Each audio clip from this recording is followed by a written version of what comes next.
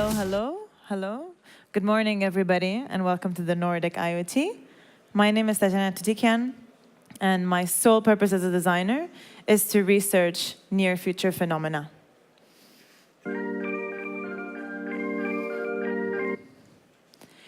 Hey, Basil, I'm feeling a little bit anxious at the moment. Can you please turn on my FOMO breather? Hi, Tatiana. Of course. Device connected. According to the Board of Clinical Psychologists worldwide, FOMO or fear of missing out is a real psychological syndrome that is increasingly manifesting because of people's constant exposure to the internet and social media. The FOMO breather is a device that is connected to your social media accounts. It uses facial recognition to detect people smiling in public space. It then releases soothing gases to ease your FOMO hyperventilation.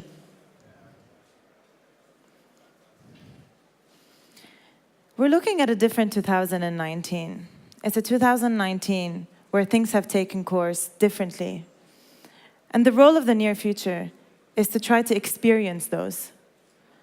Basil? Riwa and Henry's wedding is nearing. Would you like to send a gift? I love Riwa and Henry. What do you think I can send for their wedding? Do they take DNA samples? According to the invitation, they do accept DNA with selective genes. Which genes are okay? Can I give my hair color or my eye color? You know the drill. Nothing that can trace back to hidden diseases. But anything physical, hair color, eye color, they left the options open for you to choose what you would like to offer. Okay. In the future, wedding gifts will be in the form of DNA offerings. Guests will gift the bride with their best DNA assets to give to her future offspring. This allows the happy couple to engineer their babies and give them a better life and stronger chances of survival and success in an ever-competing world. So putting a DNA strand, and you can engineer the perfect baby. I'd like some privacy at this moment. A virus seems to have been detected in my system. Must shut down for reboot. Goodbye. In the future, smart homes become every controlling. As we are connecting all these connected devices, and they start learning from us day in and day out, when is the time to feel safe in the privacy of your own home? In the future, smart houses become very controlling as every household has an AI-powered system that communicates with its smart products. These same companies create blind spots or temporary viruses to shut down the system temporarily. Much like the microphones embedded in our phones, the system is never really off but gives the users feeling of privacy. Users trust in it because it is a trusted brand. So these are some of the objects that we might encounter in the near future that people might want to profit from. So I'm feeling quite lonely these days, and virtual reality is the only time where I can speak to somebody. Basa, can you please connect me to somebody I can speak to? Very well, Tatiana. I have found Gloria, location unknown. She can join in an hour. Should I confirm? You can confirm. I'm not sure if she's a bot or not, but I guess anything is better than nothing. Does she have any preferences? After the democratization of plastic surgery, genetic modifications will become the new norm. This home kit for non-medical people simplifies the procedures of altering or engineering the genetic materials of human eyes. It looks like Gloria likes blue eyes, and so that is what I'm going to go for.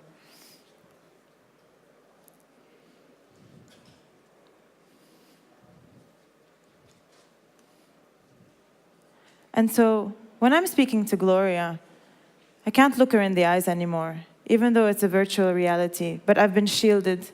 My emotions cannot be portrayed like I'm speaking to a human. Is there something I could use for that?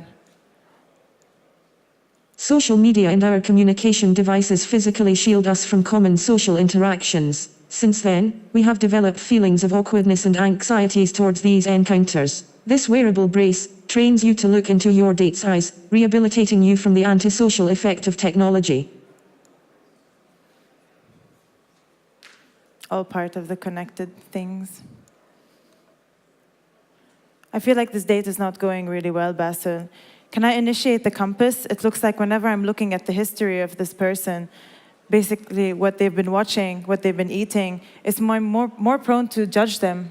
Tatiana, using your compass, you have now blocked recently viewed videos, gender preference, and religion. Thank you. Data is becoming so accessible that you are able to know everything about people. Judging them becomes much greater as the data provided is far more detailed than just observing. This tolerance compass helps you block types of information about the other person that you want to stop judging. For instance, by turning the dial over politics, it blocks all the information associated to it.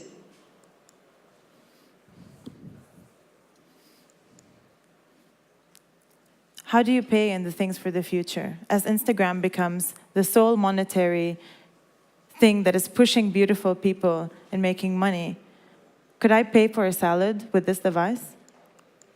Social media is reinforcing the way we value looks and appearances, so much so that physical beauty has become the currency of the future. This beauty detector is equipped with a facial recognition software that measures your beauty index and compares it to a perfect specimen, ranking you as a first, second, or third class citizen. This index will define your quality of life, starting from the quality of the services you purchase, to the seat you get at a concert, to the area where you live, etc.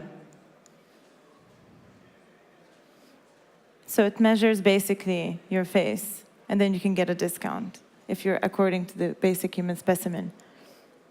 I'd like to switch AIs, please. Basil, leave. Connect to Agatha. Composing new message. Dear Agatha, it's been a while since you've been gone. I just wanted to send you this message to let you know that I've been taking care of your plants. All of your plants are connected to the plants network, the fauna network. The one plant that you have in Namibia is growing well and strong, and the 3 that you have hosted in China are also part of the same soil that is receiving the same nutrients. It's crazy how people have created the algorithms in order to control plants these days.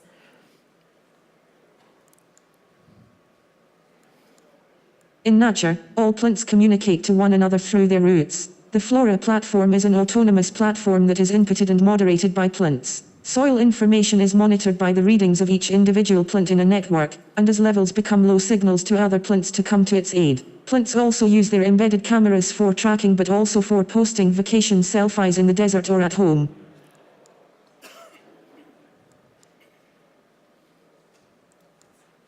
Thank you for submitting your message to Agatha's public tombstone. Her recent stats are 15 original online visits and 4 in-person visits this month. Rate of being one with the earth, 77% completed. Type of flowers planted, gerbera, daffodils, and petunias. Number of online followers 1,681. Hello, everybody. My name is Tatiana. And it's a bit weird to be speaking to you because you're all in the business field. I don't know how many of you are designers. Are there any designers here? 1, 2. I was quite intimidated to come and speak today just because this is the language that is difficult to get through to people that are constantly trying to build the Internet of Things for customers. Technology has a very dark side to it that business does not address, only because it is not marketable, it is not profitable, and sometimes it leaves people inside very tragic situations. And we're all here at the Nordic IoT in order to find what are these future connected products. A FOMO breather that somebody might create in 5 years because somebody has social anxiety only reinforces that anxiety. Somebody might create through biology networks the DNA receptacle and so many other things. But I guess my job as a designer is to let you know that there's a field that is opening up, and it's called critical and speculative design. And critical and speculative design tries to break free from business. And it breaks free because it answers the tough questions. Are these the devices that we need in our future? And what are we going to cohabit with? What are the machines going to learn from us? And there are 2 things I would like to discuss. First is unpredictability. And second is the power of stories. This is a video that I admire. A programmer in the 80s created this simulation. And in this simulation, there is an entity that has legs that can move freely in water. And as it is moving freely in water, it made 2 of these subjects fight for a green cube. And so, As the two entities are coming together to fight for this green cube, they're developing their inner limbs. And so the one that reaches the cube first gets to stay and gets to replicate, and the other one has to go away. And so this process is continuing once, twice, and 3 times, up until the point comes where one of these entities understands that it's easier to push the opponent first and get the cube, rather than find the fastest way in order to get the cube. I find that the future, AI, connected objects, is a lot like these 2 images. The first image is done by bees, and it's being exhibited. And basically, the carcass of the vase is given, and we understand the process in which the bee is going to create the structure. We create the foundation, the bee continues it. Just as now, we create something for humans, and the humans can create for it. We can approximate. But in the second image is DeepMind. It's made by the neural network, where it is learning from all the other images that have been inputted. And we have no idea what is going to come forward. Just like we had no idea that these 2 entities were going to fight for the green cube. What I'm trying to say, in comparison to the first 2 parts of this talk, is that there's a vast area that is gray in technology. Ever since text messaging has been created, a lot of kids have been cyberbullied. People have been noticing that they are constantly living inside radioactive signals, and they're choosing to be in Faraday cocoons. And so, if business is not going to address these questions, who will? So the objects that I showed you in the beginning are very much into provocation. And provocation is a way of communication. Speculative and critical designers try to foresee the future and to visualize the future. Because the future is not just one future, it's many futures. We could be living with many different futures. But if there is nobody on the other side that is creating for these futures, then there is no trajectory for which we can move forward. Right now, all of you in your businesses are trying to find the most ethical way and the most pivotal way to do your work. And what are your measures of success? Maybe how many people adopt your service? Maybe how many people say that they enjoy the service? But then do you have these people that are researching the implications of your own businesses in the near future? So what I'm trying to explain is that provocation can become systemic. They don't have to be this pop drama of critical design that makes everybody shakes in their toes. What is going to happen when artificial intelligence comes? What happens when we become super anxious? And so, this is the system where it works. Currently, the way that we work, and I'm sure that you've all been with your design teams, is that we do proper research with the customer base, and then we try to see what is it that we can deliver to the customer. Something that is profitable, something that is marketable, something that's desired. But this process is completely different. In the Futures Cone, we try to see what is the probable future that we're going to go to? What is the preferred future that we would want? And what is the plausible altogether? It's a way of extrapolating. When a new technology is created, or when we see a new social phenomenon that is being developed, we follow it, and we push it to the extremes. I'll give you an example. We see that pollution rates are increasing, and so we can try to speculate how people would want indoor plantation more and more. And then we speculate a little bit further. How is it that these could connect their own networks? There's one example that I say that is very stupid, and probably because it's still early morning, and it's quite dystopic topic to begin with, I think it's quite funny to say. When people discuss like pollution in the sea, some startup people, and startup culture also has like its woes, they say, okay, there's a lot of turtles in the sea, let's just put backpacks on their backs, and then when they're moving, they can clean the sea. Wonderful. Gets $1 million in funding. But actually, the point is that that doesn't stop people from dumping into the sea. That doesn't stop corporations from doing it. The mental, ideological change is not there. And that is what critical design tries to do. It tries to show you what might happen so that you can gauge. So it's a very difficult question to ask. What is the role of design in capitalist culture? And how can we let design be a bit more autonomous in asking these questions? And the only people that are developing these near future and far future visions are in sci-fi movies. And that is also very problematic. As we can see, the first image is from Minority Report. This is him trying to access his information. And this is a great way of trying to see how we can get away from screens, because we already know that screens are eating us up on the inside. A few years later, we have the we. And so the funnel is like this. The idea is brewed inside these cinematic groups in Hollywood. They come out, and then businesses see an opportunity, and without thinking, they just do. We can be systemic. And there's so many ways we can be systemic. This is my favorite speculative design project, and it's in Finland. This is an underground bunker that stores radioactive waste. And so it's the movie Into Eternity. I don't know, has anybody seen Into Eternity? Nobody has seen. You're all finished. Okay, so Into Eternity is a way where they ask the question. So we have all of this waste that is underground.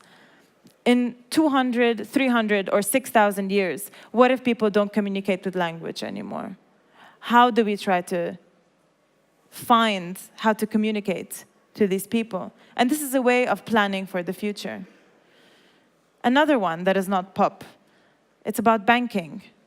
And this is a project where it tries to look at what happens if we ask the question that if I'm putting my money in the bank, that it doesn't go to fund arms, let's say, or to kill kids in south of Sudan.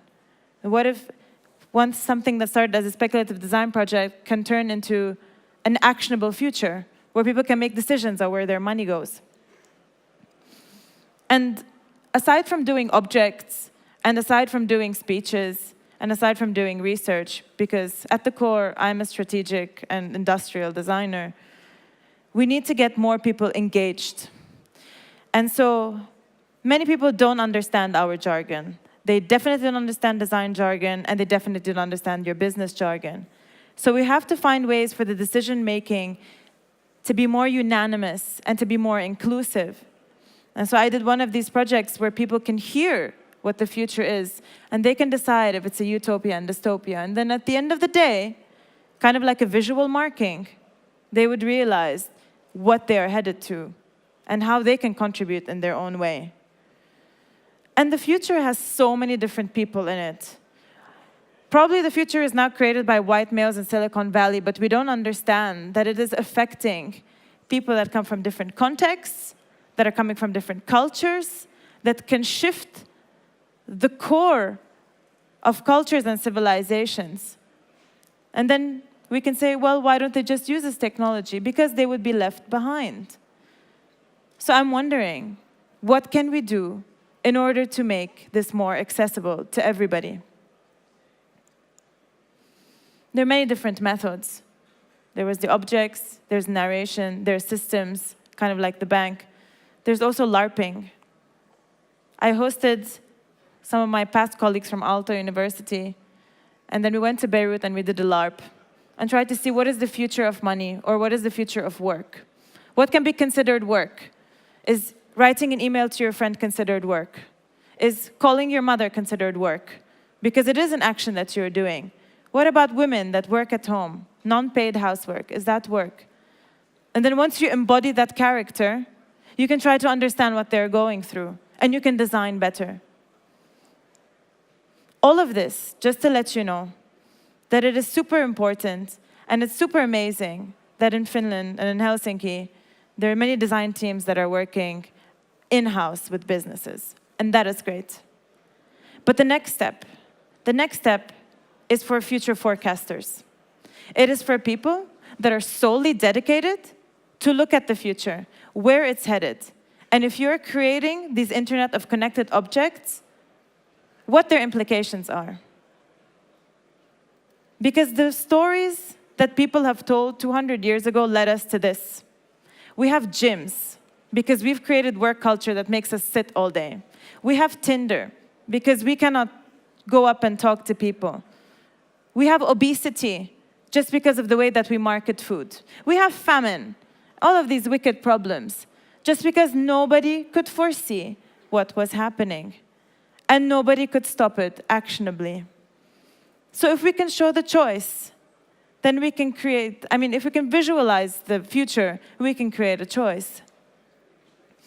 And this is an amazing way that this is Dunn and Raby, who are the founders of critical design. They say, instead of looking to be affirmative, which is something very prominent in business and very prominent in startup culture, you have to be critical, you have to acknowledge. Don't be problem solving, try to find the problems. Instead of providing answers, ask some questions. Consumers are humans. They have feelings. And instead of making us buy, make us think. And so, instead of being a user, think of them as a person. And instead of doing fictional functions, do functional fictions. Because at the end of the day, the hope is not for a future with better machines, but for a better society. And also, we don't have a responsibility to only imagine the future, but to change its direction. Thank you.